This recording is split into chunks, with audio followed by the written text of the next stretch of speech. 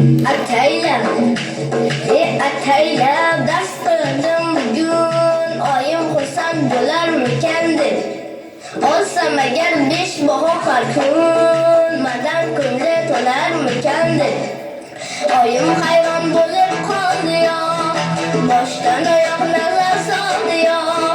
Shubhaga ham bor